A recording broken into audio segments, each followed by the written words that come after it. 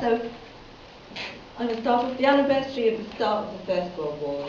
It's been used by the government to carry out some political point scoring against those that they perceive as their ideological foes, and that includes left-wing historians like yourself, and writers, pacifists, and yourself, Jane, and history teachers as well. I'll come to that too. The title of my speech tonight is Why Teachers Refuse to Sanitise the Truth.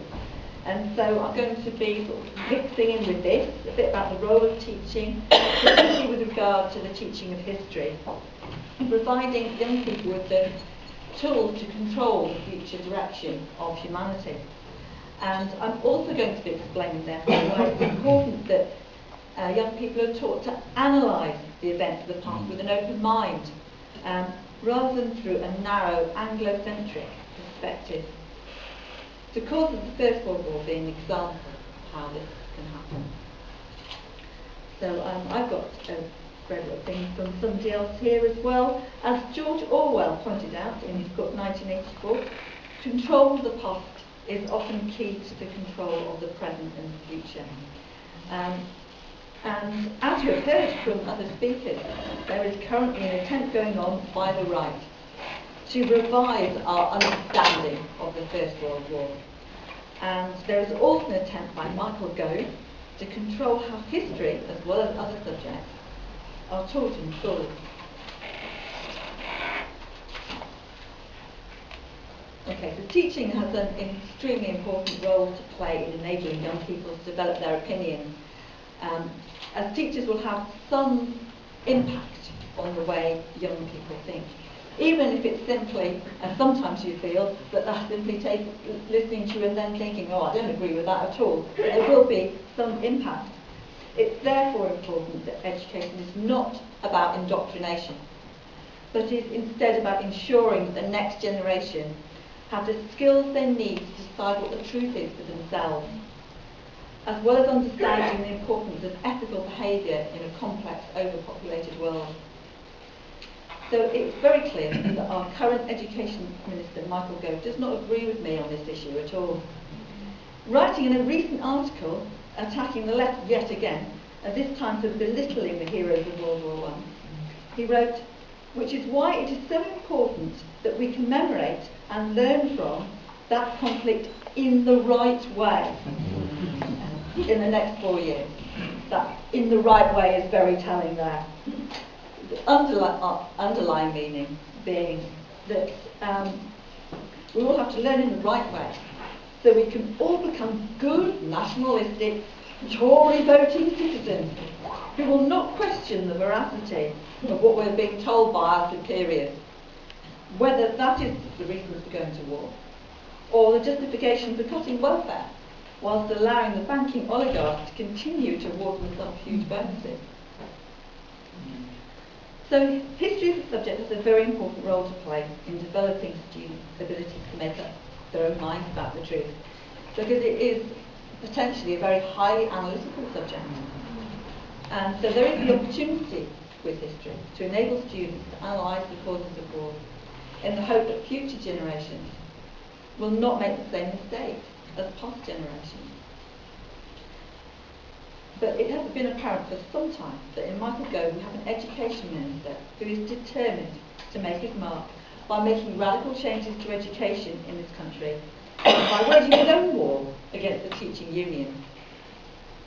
The radical changes he is making appear to be based on the Tory ideology of introducing competition and private enterprise to improve public services, mixed, when it comes to education, with his own personal experience of education, assuming that what worked well for him will work for everybody else.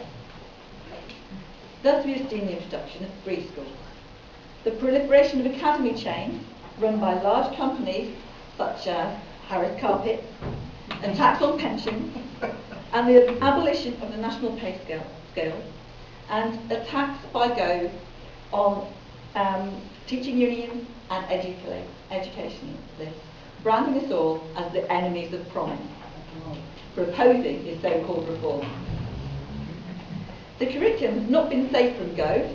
It has been extensively rewritten and courses have been changed, and I have a particular concern about what they're doing about reducing the coursework elements in courses and removing the modular examination system, in effect making it harder to pass for those who take a little bit longer to get that. Often, these students are not taking longer to get there as a result of a lack of ability. Often, it's as a result of a lack of cultural capital. So basically, what Gove is doing is making it harder for working class kids to succeed. He's not had it his own way, and this has been particularly true of his proposal for the new history curriculum. There's been a lot of opposition. The government came forward with a proposal for reforming the history part of the national curriculum in February 2013. This involved Key Stages 1 to 3 and was to be a chronology of events from the Stone Age to the Industrial Revolution with an emphasis on British heroes and heroines.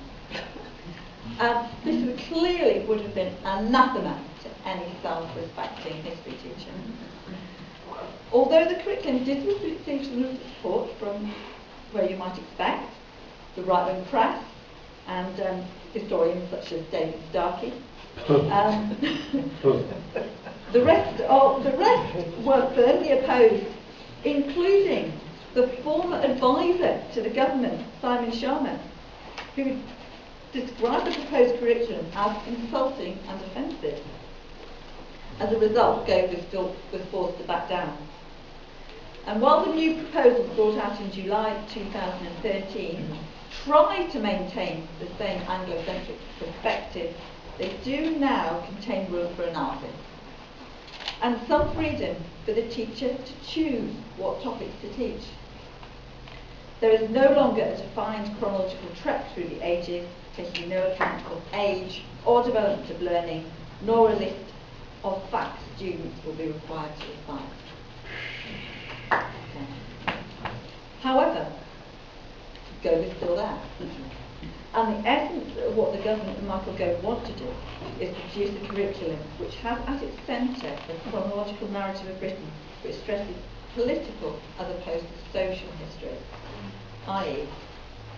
history from above rather than history from below. That is what you were talking about.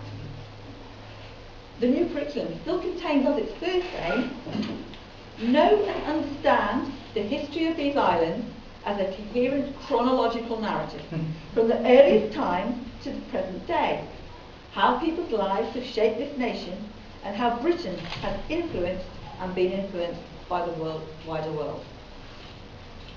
So, essentially, a story about Britain's rise to greatness, which endorses British militarism and the British Empire, the two sides of the same coin, and sees empire as essentially the logical point of the development of British greatness.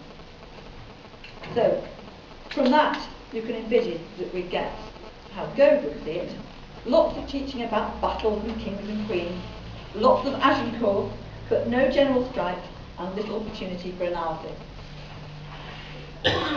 There is also still a problem with the curriculum in that there's very little opportunity to look at the history of other countries, including the other countries of Europe. There is also very little on Scotland and Wales. For many students in multicultural Britain, the curriculum will therefore fail in its aim to tap into their sense of identity. Gove states that one of the aims of the millions the government are preparing to spend on celebrations and trips to battlefields is to raise an awareness of the sacrifice of young people's great-grandparents. What about the great-grandparents of students whose parents and grandparents originate from other countries? The new curriculum looks similar in this way to what I was taught at school in the 70s, rather than what my daughter is being taught at the moment, and is essentially a backward step from the current thematic approach, which covers issues such as the role of women and social, cultural, religious and ethnic diversity. So let's note that patriotism has been deliberately stoked up in this country as a political weapon, especially under Blair and Brown, but now with the coalition it's continuing. So this has involved things like the support for our boys in Afghanistan and Iraq, and even the Olympics played a role in this. So this attempt to introduce a history curriculum for British successes and British heroes and heroines is directly related to this and represents the use of history teaching for socio-political aims. It is a move away from the progress of the last 30 years or so, which has seen history change to a subject which allows students to explore the past and make up their own minds about the causes and effects of events. Okay, so I just got an example here of what the curriculum involves, and actually in fact it is something that, because of the changes that have happened due to the fight that historians and history teachers had with going over this, there are now ways in which you can teach how you like. For example, I'll just give you an example. Curriculum has been divided up into these chronological sections, and there's one which is ideas of political power, industry and empire. Doesn't sound good. Britain, 1745 to 1901. But in this section, you could choose, big choice, you could choose to teach about Britain's transatlantic slave trade, its effects and eventual abolition. This could be put in the context of imperialism, and it could be used to discuss its key role in accumulating the capital that started industrialisation. However, if you read this curriculum, the overarching perception gained from reading it is that it's Britain-centred, and by implication, it's Britain and the British as uniquely civilised and creative. In other words, it's a recipe for nationalist history. A key element of the Tory party ideology is nationalism, which is why they've got consistent problems from their right wing and from the UK. So the changes to the history curriculum fit together with the overall proposals for education, which want to remove any element of critical thinking and replace it with business-focused skills training so that we all become good capitalists. I teach in the sixth form, and so A-level curriculums, we know, are to be rewritten with a big input from university academics, doubtless those on the right, who kick with the right foot. This will be a bitter and prolonged battle, but it cuts across the grain of the transformations that have taken place in humanities subjects. For example, geography is now unrecognisable when I learnt it at school, because it now deals with things like cities and communities and cultures, not just escarpments and ice floes that was the subject 30, 40 years ago. In this context, it is hardly a surprise that Michael Gove has taken up the cudgels to insist that the First World War was a just war and worth fighting, because of course it brings together the issues of imperialism and militarism. There are two reasons why I have a big issue with teaching that World War I was a just war, and the British were on the right side against the aggressive Germans. A lot of it is similar to what you could say. But I'm not going to talk about it in as much depth as you did. I'm just going to say that it's untrue. And as an example of its untruth, we were part of a group of allies that included a Russian authoritarian regime, because they still in 1914 had an all-powerful monarch.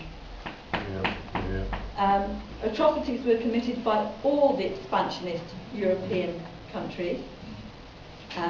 Recently, in his television, we mentioned him before, Max Hastings, in A Necessary War, he stressed the dreadful atrocities of the German soldiers in Belgium. And while I was watching it, I thought to myself, but what about the viciously imperialistic behaviour of the Belgian king, Leopold II, in the Congo? The legacy of which is still being suffered by the Congolese today. So to single Germany out as a particularly aggressive nation is unfair, and is the same mistake that was made at the end of the First World War, which created the conditions within Germany which led to Hitler's rise to power and the Second World War, which has already been mentioned. Let's hurry up. Okay, right. Secondly, I think it's inappropriate in today's world. Blaming a particular nation for a war is oversimplistic. War is always terrible, never something to celebrate.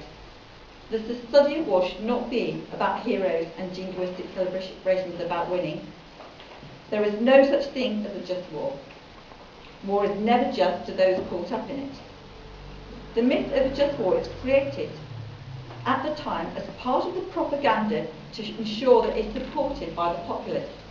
The myth can then continue to future generations, and this is where the study of history can be so important in debunking the myth and determining what actually happened. Okay. I'm going to sort of gloss over the next little bit that I was going to say, because I need to finish. I've been talking for too long.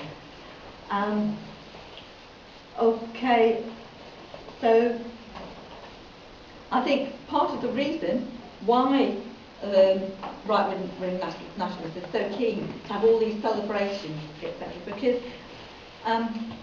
World War I has been understood by people in its social context because of the way it's been taught in schools.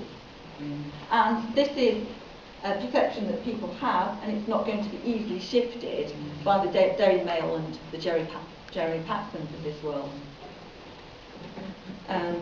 There's also been an attempt, I was going to talk about the attempt to rebrand the generals of the First World War as heroes, when there's lots of evidence to suggest that they were very incompetent, and also that they actually were holed up in the French chateau, and not so leading from behind. They certainly weren't with the troops in the trenches.